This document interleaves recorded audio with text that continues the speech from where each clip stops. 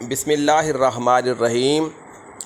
آج ایک بہت ہی اہم معلوماتی ویڈیو لے کے آپ کی خدمت میں حاضر ہوں۔ اردو املاء کا ایک اہم مسئلہ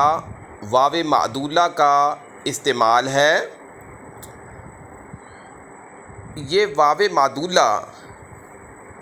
عام طور پہ 3 اقسام کا ہوتا ہے،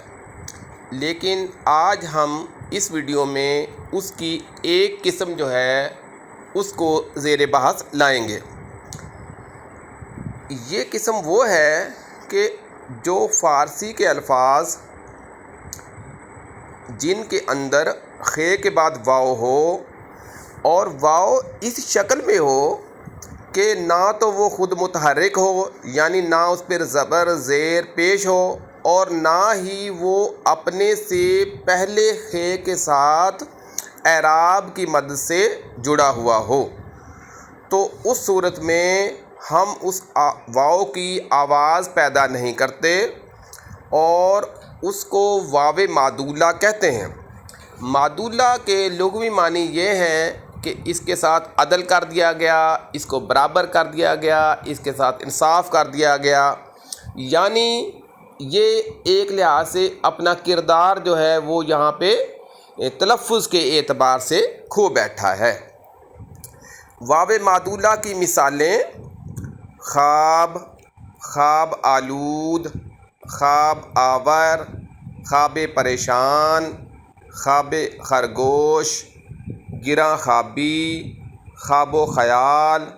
خوابیدہ، خود، خودکشی، خودی، خود بخود، خود نمائی، خیش، جیسے ترکیب بن جاتی ہے اول خیش بعد درویش، خواہش، خواہشات، برخوردار، خار، خاری، خواندہ، خواندگی، خواندگان، اور خواہش سے ایک اور ترکیب بن گئی خواہش مند، خواستگار، خواستگاری، خواہر، بہی خواہ، خواہ، خواہ مخواہ، خواہاں، خورشید، استخواں، درخواست، خوش، خوش و خرم،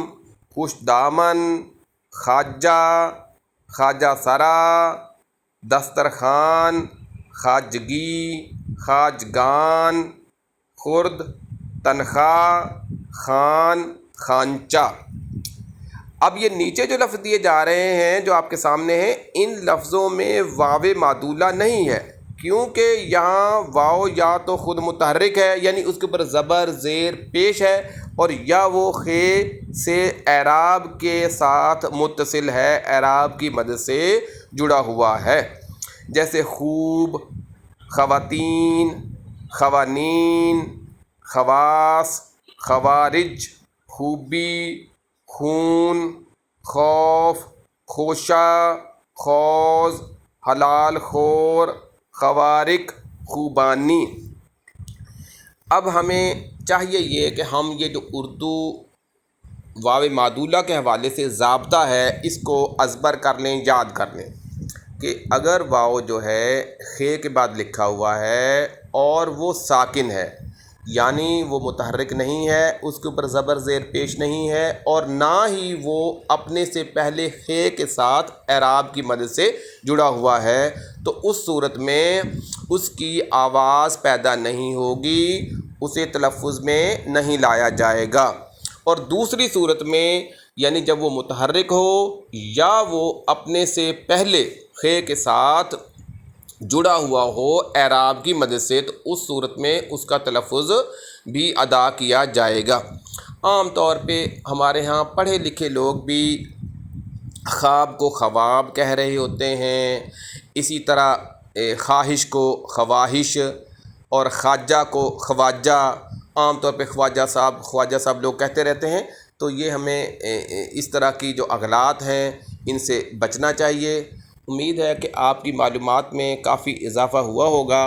بہت جلد انشاءاللہ ایک نئی ویڈیو کے ساتھ آپ کی خدمت میں حاضر ہوں گا۔ اللہ آپ کا اور میرا حامی و ناصر ہو۔